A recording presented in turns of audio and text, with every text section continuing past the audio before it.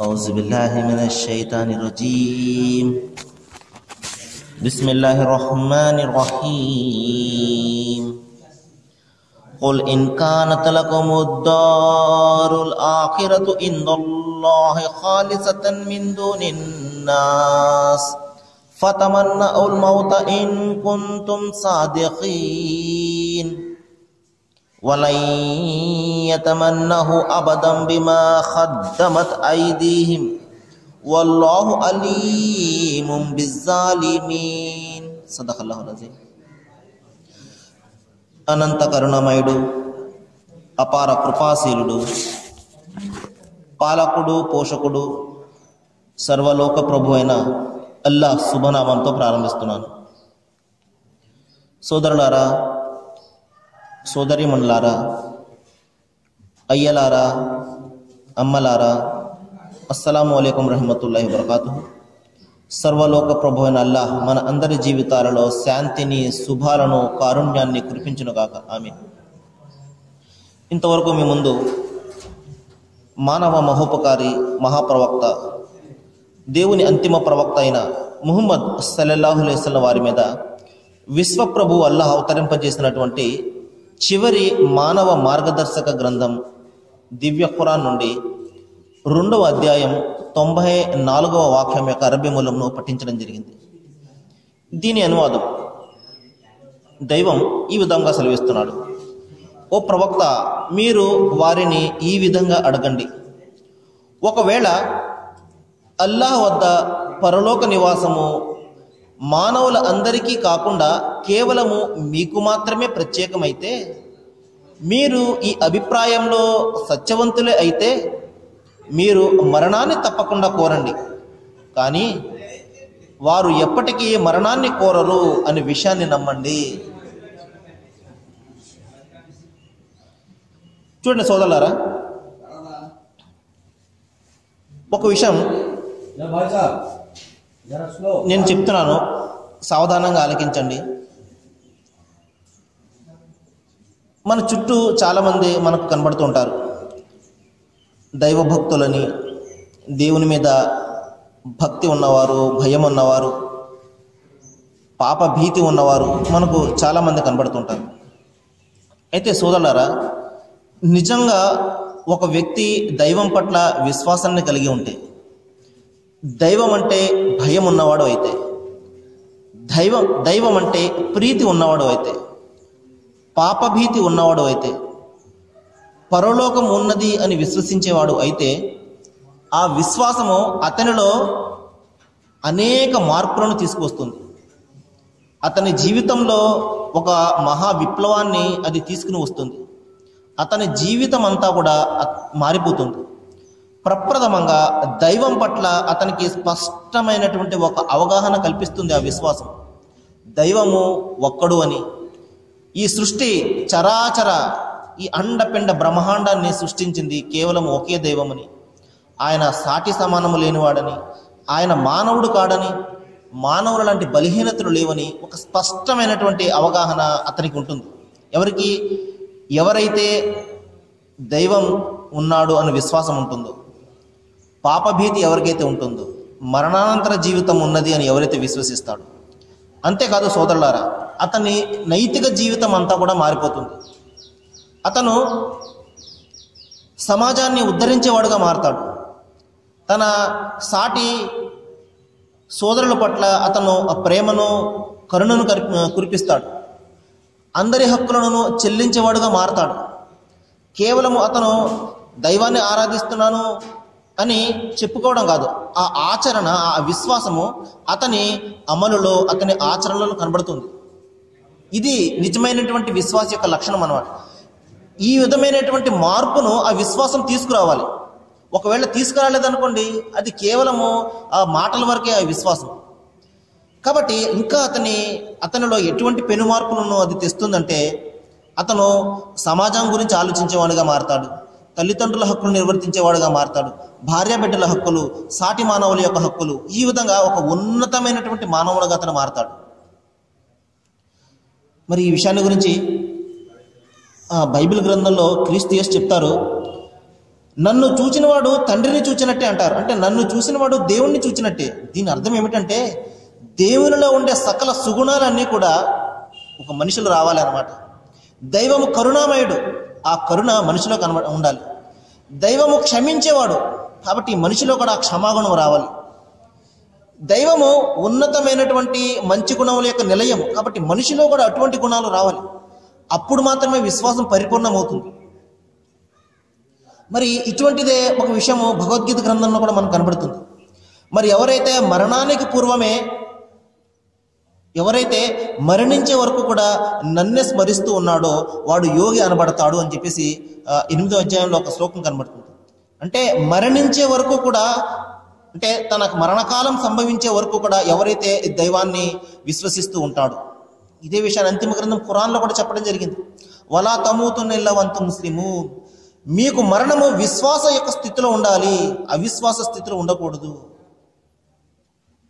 ఇంకా మనకు భగవద్గీత గ్రంథం చెప్తుంది, ఎవరైతే ఈ శరీరము విడిచుటకు పూర్వమే ఇక్కడే కామక్రోధమును జయిస్తున్నాడో వాడే నిజమైనటువంటి మానవుడు అని చెప్పడం జరిగింది. కాబట్టి ఒక విశ్వాసము ఏ విధంగా ఉండాలంటే అతనిలో కామాన్ని, అంటే కోరికలను, క్రోధాన్ని, కోపాన్ని, ఇటువంటి దుర్గుణాలను అన్నింటినీ కూడా జయించి ఉండాలి. అప్పుడు మాత్రమే ఆ విశ్వాసము పరిపూర్ణమవుతుంది. మరి ఇదే విషయాన్ని గురించి ప్రవక్త ముహమ్మద్ సల్లల్లాహు అలైహి వసల్లం వారు చెప్పారు. మరి ఎవరిని చూస్తే అల్లాహ్ జ్ఞాపకం వస్తాడో వాడే నిజమైనటువంటి విశ్వాసి అన్నారు. కాబట్టి ఒక వ్యక్తిని చూడగానే, ఒక విశ్వాసిని చూడగానే దైవం మనకు జ్ఞాపకం రావాలి. దైవంలో ఉండే సకల సుగుణాలన్నీ కూడా అతనిలో కనిపించాలి. ఒకరికి హాని చేయడం అనేది, లేకపోతే ఒకరికి ఆపదను కల్పించడం అనేది, ఒకరి పట్ల ద్వేషభావం కలిగి ఉండడం అనేది, ఇటువంటి చెడు గుణాలకు నిలయం ఉండకూడదు. అతను చాలా మంచి ఉన్నతమైనటువంటి సుగుణాలను అతను కలిగి ఉండాలి. ఒకరిని చూసిన వెంటనే దైవం జ్ఞాపకం రావాలి. పలానా వ్యక్తి మరి ఎన్నడూ కూడా అబద్ధం ఆడాడండి, పలానా వ్యక్తి నిజాయితీ గలవాడండి, మరి పలానా వ్యక్తి ఎన్నడూ కూడా ఎవరిని కూడా మోసం చేయడండి. ఇవన్నీ దైవం యొక్క సుగుణాలు. ఈ సుగుణాలన్నీ కూడా ఒక మనిషిలో రావాలి. అదే నిజమైనటువంటి పరిపూర్ణమైనటువంటి విశ్వాసం. ప్రవక్త ముహమ్మద్ సల్లల్లాహు అలైహి వసల్లం వారు చెప్పారు, ఇన్నల్లాహ రఫీఖ్ వ యుహిబ్బు రఫీఖ్ కుల్లు అమ్రిహి. దైవము నిస్సందేహంగా కరుణామయుడు, మరి ఎవరైతే సాటి మానవులను కరుణిస్తాడో వారిని దైవం ప్రేమిస్తాడు అని చెప్పడం జరిగింది. కాబట్టి అల్లాహ్ యొక్క సుగుణం ఏమిటంటే అందరినీ కూడా కరుణించేవాడు, అందరినీ కూడా క్షమించేవాడు. కాబట్టి మనిషిలో కూడా అటువంటి గుణాలు రావాలి. అది మాత్రమే నిజమైనటువంటి విశ్వాసము, పరిపూర్ణమైనటువంటి విశ్వాసం. కాబట్టి సోదరులారా, ఈ విషయాన్ని మనము జ్ఞాపకం పెట్టుకోవాలి. కేవలము నాకు దేవుడు అంటే భయం అండి, నాకు దైవం అంటే చాలా భక్తి అండి అని మాటలు చెప్పడం వేరు, ఆ భక్తి, ఆ విశ్వాసము మన ఆచరణలో చూపించడం వేరు. కాబట్టి విశ్వాసము ఆచరణ లేదనుకోండి, అది వ్యర్థమైనటువంటి విశ్వాసం. అదేవిధంగా మంచి ఆచరణలు చేసి అది విశ్వాసం లేదనుకుంటే ఆ ఆచరణ కూడా వ్యర్థమే. కాబట్టి విశ్వాసము ఉండాలి, మంచి ఆచరణలు కూడా ఉండాలి. అందులోనే ఖురాన్లో అనేక సందర్భాల్లో ఇన్నల్లజీన ఆమను వ అమిలు సాలిహాత్ అని చెప్పడం జరిగింది. ఎవరైతే అల్లాహ్ను విశ్వసిస్తారో మరి మంచి పనులు చేస్తారో అని. కాబట్టి విశ్వాసానికి ప్రతీక పరాకాష్ట ఏమిటంటే అది ఆచరణనే. ఆచరణ చేయలేదండి, నాకు చాలా కొండంత విశ్వాసం ఉందండి అని ఇంట్లో కూర్చున్నాడు అనుకోండి, అది వ్యర్థమైనటువంటి విశ్వాసం. అదేవిధంగా నాకు ఏమాత్రం విశ్వాసం లేదండి కానీ చాలా మంచి పనులు చేసేస్తానండి నేను అన్న కూడా మంచి పనులు కూడా వ్యర్థమే, బూడిదలో పోసినటువంటి పన్నీరు అవన్నీ కూడా. కాబట్టి విశ్వాసం ఉండాలి, దైవం ఒక్కడే అన్న విశ్వాసము ఎంత బలంగా ఉండాలి అంటే మరి ఎన్ని తుఫాన్లు వచ్చినా, మరి మిన్ను విరిగి మీద పడినా కూడా ఆ విశ్వాసం అనేది మారకూడదు. అందుకని ప్రవక్త ముహమ్మద్ సల్లల్లాహు అలైహి వసల్లం వారు చెప్పారు, దైవానికి బలమైనటువంటి విశ్వాసే అత్యంత ఇష్టడు, బలహీనమైనటువంటి విశ్వాసి మరి చిన్న చిన్న విషయాలకు మారిపోయి విశ్వాసం గలవాడు, చిన్న చిన్న విషయాలకు అతని యొక్క విశ్వాసం తూట్లు పడిపోయే విశ్వాసం గలవాడు, మరి ఇటువంటి వాడు దైవానికి ఇష్టం కాదు.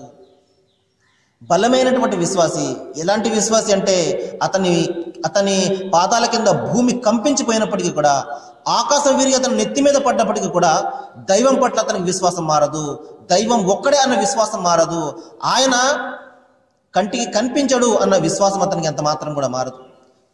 కాబట్టి ఇటువంటి బలమైనటువంటి విశ్వాసాన్ని మనము కలిగి ఉండాలి సోదరులారా. ఇక్కడ దైవం ఒక మాట చెప్తున్నాడు, అదేమిటంటే యూదులను ఉద్దేశించి ఒక విషయాన్ని ఇక్కడ చెప్తున్నాడు. మీరు పరలోకం యొక్క నివాసము మీకు ఒక్కరికే అని మేము గర్వపడుతున్నారు. వారు అనుకునేవారు, స్వర్గాన్ని దేవుడు మా కోసమే తయారు చేశాడు, మేము ఒక్కళ్ళమే స్వర్గానికి వెళ్ళే వాళ్ళము, మేము ఎన్ని తప్పులు చేసినా ఎన్ని పాపాలు చేసినా దైవం అన్నిటి కూడా క్షమించేసి మమ్మల్ని స్వర్గానికి వారసులుగా చేసేస్తాడు, మా కోసమే స్వర్గం తయారు చేయబడింది. ఇటువంటి అభూత కల్పనలు వారు కల్పించుకుని ఉండేవారు. సహజంగా మనం కూడా చూస్తుంటాం, ఏమండి మేము మాత్రమే నిజమైనటువంటి మార్గంలో ఉన్నామండి, మేము మాత్రమే స్వర్గానికి వెళ్ళే వాళ్ళమండి, మేము మాత్రమే నిత్య జీవానికి అర్హులమండి అని ఈ రోజున మనం చాలా మందిని చూస్తుంటాం గొప్పలు చెప్పుకునే వాళ్ళని. దైవము అంతిమ గ్రంథం ఖురాన్లో చెప్తున్నాడు, ఫలా తుజక్కు అంఫుసకుం, మీ పవిత్రతల గురించి మీరు గొప్పలు చెప్పుకోకండి, మీ పవిత్రత ఏమిటో మీ విశ్వాసం ఏమిటో దైవానికి తెలుసు.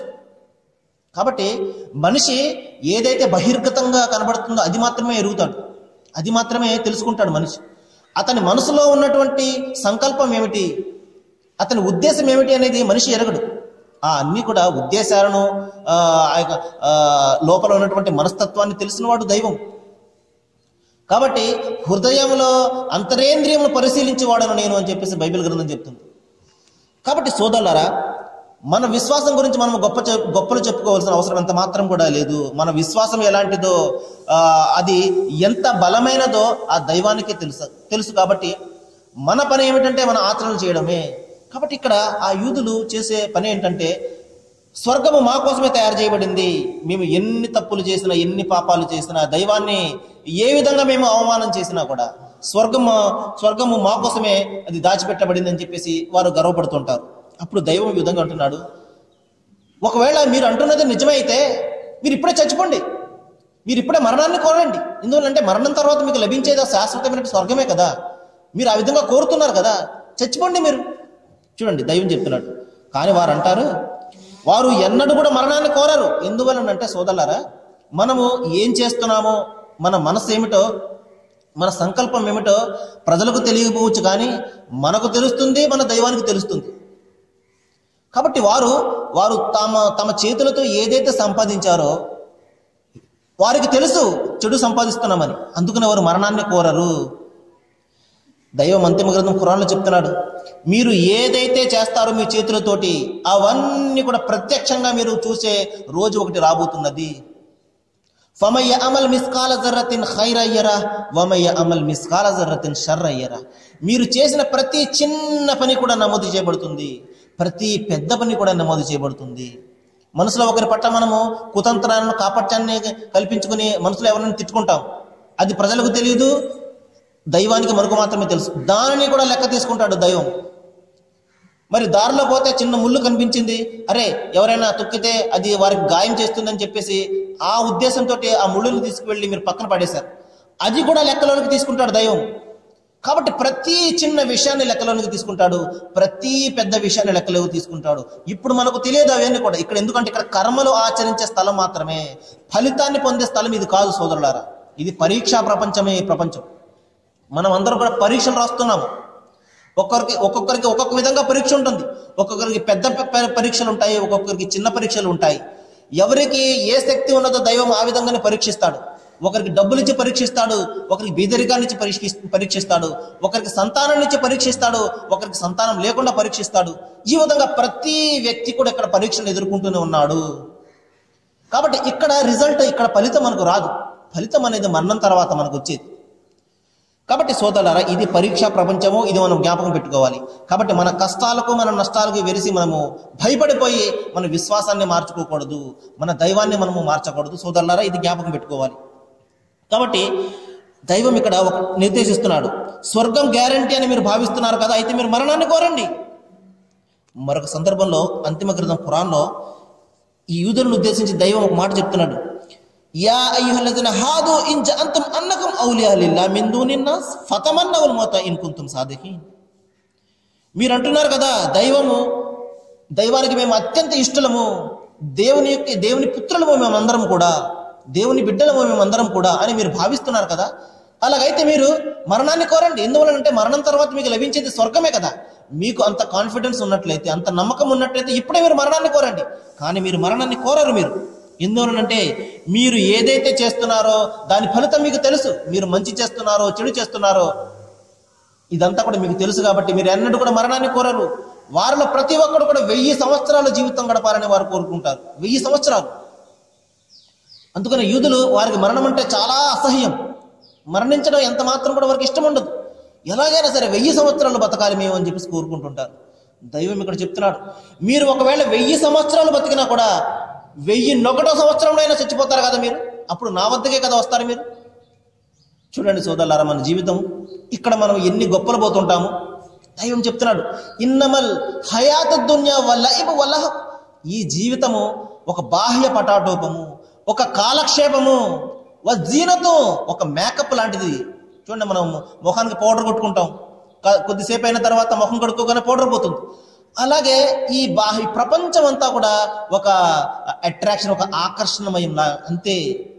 ఒక ఫాకురం బైనకం, ఒకరినొకరు గొప్పలు చెప్పుకోవడమే. ఒక కాసురం ఫిల్ అమ్వాలి వల్ ఔలాద్, మీ సంపదల విషయంలో, మీ సంతానం విషయంలో ఒకరిని మించి ఒకరు పొందడానికి ప్రయత్నం చేయడము, ఇది తప్ప ఇంకేది కూడా కాదు ఈ ప్రపంచం. వల్ ఆఖిరతు ఖైరు వమనిత్తఖా, నిజమైనటువంటి దైవ విశ్వాసికి, నిజమైనటువంటి దైవాన్ని భయపడేవాడికి పరలోకమే మేలైనది. వాడు ప్రపంచాన్ని గురించి ఆలోచించడు. ఇది కేవలము కొద్దిసేపు విశ్రాంతి తీసుకునే స్థలం అని మాత్రమే అతను భావిస్తాడు. కాబట్టి సోదరులారా, దైవం చెప్తున్నాడు, మీరు ఏ చావు గురించి అయితే పారిపోతున్నారో, ఖుల్ ఇన్నల్ మౌతల్లది తఫిర్రూన మిన్కుం, ఆ చావు మీకు వచ్చి తీరుతుంది. మీరు 1000 సంవత్సరాలు కాదు, 2000 సంవత్సరాలు మీరు బ్రతికినా కూడా ఏదో ఒక రోజు మీ వద్దకు చావి వచ్చి తీరుతుంది. కుల్లు నఫ్సున్ జాయిఖతుల్ మౌత్, ప్రతి వ్యక్తి కూడా ఆ మృత్యువు చవి చూడవలసిందే. జాతశ్రీ ధ్రువ మృత్యువు, ప్రతి వ్యక్తి కూడా మృత్యువుని చవి చూడవలసిందే, అతను ఎవరైనా కానివ్వండి. ఇంకా దైవం చెప్తున్నాడు, అయినమా తకును యుద్రికుహుముల్ మౌత్, మీరు ఎటువంటి భవనాల్లో మీరు దాక్కున్నప్పటికీ కూడా, బంకర్లలో దాక్కున్నప్పటికీ కూడా, మరి ఇనుముతో ఉక్కుతో తయారు చేసినటువంటి బంకర్లలో మీరు దాగి ఉన్నప్పటికీ కూడా, ఆ సమయం వచ్చినప్పుడు ఆ మృత్యువు మిమ్మల్ని కబళించి వేస్తుంది. మనం చూస్తుంటాం, చిన్న చిన్న కారణాలకు ప్రాణాలు వదిలేస్తుంటారు. సైకిల్ మీద వెళ్తుంటాడు ఒక వ్యక్తి, జారిపై పడిపోతాడు, కింద తలకి ఆ నేలకు తగిలి వెంటనే చచ్చిపోతాడు. అనుకుంటాం, ఇంత చిన్న కారణానికి అతను చచ్చిపోయాడు ఏంటి అని చెప్పేసి. చావు అనేది ఒక కారణం. దైవము చంపడం అనేది ముఖ్యము, కారణం ఏదైనా కావచ్చు సోదరులారా. కాబట్టి ఆ సాకు చావు అనేది, దైవం ప్రాణం తీయాలంటే ఏ విధంగా తీస్తాడు, నిద్రలోనే ప్రాణం పోవచ్చు. కాబట్టి మీరు ఏ విధంగా భావించినా కూడా ఒక రోజున నా వద్దకి వస్తారు. మీరు నా వద్దకి రావాల్సి ఉంది. ప్రతి వ్యవహారము కూడా దైవం వద్దకు మరలిపోవలసి ఉన్నది. అప్పుడు మీకు చెప్తాడు, బిమా కుంతుం తఅమలూన్, మీరు చేసిన ఏ పని చేశారో దాని వెనుక ఉన్నటువంటి ఉద్దేశం ఏమిటో, దాని లక్ష్యం ఏమిటో ప్రజలకు తెలియదు, దైవానికి తెలుసు. కానీ ఆ రోజున ఆయన సమస్త ప్రజల ముందు మీ యొక్క గుట్టును బయట విప్పుతాడు. గుట్టును రట్టు చేసే సమయము ప్రపంచం కాదు, పరలోకం సోదరులారా. కాబట్టి మన సంకల్పాలను మనము పరిశుద్ధం చేసుకోవాలి. ప్రవక్త ముహమ్మద్ సల్లల్లాహు అలైహి వసల్లం వారు చెప్పారు, ఇన్నమల్ అమాలు బిన్నియాత్, మీరు చేసే ప్రతి పని కూడా మీ సంకల్పాన్ని బట్టి ఉంటుంది.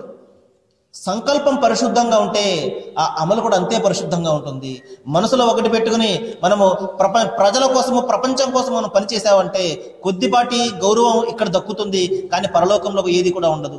ఆ రోజున మనిషి అనుకుంటాడు, కొండల్లాంటి నేను సత్కార్యాలు చేశానే, ఏవి ఎక్కడా కూడా కనబడడం లేదు కదా అని ఆ రోజున వాపోతుంటే దైవం చెప్తాడు, నీవు ప్రజల కోసం చేశావు, ప్రజల ముప్పు కోసం నువ్వు చేశావు, ప్రజలు నిన్ను పొగడాలని నువ్వు ప్రపంచంలో మంచి పనులు చేశావు, దానికి తగ్గ ఫలితము ప్రపంచంలో నేను ఇచ్చేశాను, గౌరవం ఇచ్చేశాను. ప్రజలు నిన్ను ఆహా ఓహో అని పొగిడారు, పేపర్లలో నీ ఫోటో వచ్చింది, టీవీల్లో నీ ముఖం కనబడింది, ఆ విధంగా గౌరవం నీకు ప్రపంచంలో ఇచ్చేశాను, ఇక పరలోకంలో ఏది కూడా నీకు ఉండదు అని చెప్పేసి దైవము వాడిని తిరస్కరించడం జరుగుతుంది. కాబట్టి సోదరులారా, మన సంకల్పము, మనం చేసే ప్రతి పని యొక్క సంకల్పము పరలోకంలో మనం పొందాలి. దైవం యొక్క ప్రీతి కోసం మనం చేయాలి. దైవం ఈ పనికి సంతోషపడాలి, నన్ను కరుణించాలి అన్న సంకల్పంతో అతను చేసినట్లయితే ఆ గౌరవం అనేది ప్రపంచంలో కూడా ఇస్తాడు, ఆ ప్రతిఫలము పరలోకంలో కూడా ఇస్తాడు. ఎందువల్ల అంటే దైవం వద్ద అనేక రకాలైన వనరులు ఉన్నాయి. పరలోకంలో ఇచ్చి ప్రపంచంలోనే ఇవ్వడు అనే సమస్య అంతా కూడా లేదు. కాబట్టి మన సంకల్పము పరిశుద్ధంగా ఉన్నప్పుడు ప్రపంచంలో కూడా ఆయన ప్రసాదిస్తాడు, పరలోకంలో కూడా ఆయన ప్రసాదిస్తాడు. లేదు నాకు ప్రపంచమే కావాలి అనుకుంటే పరలోకంలో అతను ఏ మాత్రం కూడా ఏది కూడా పొందలేడు.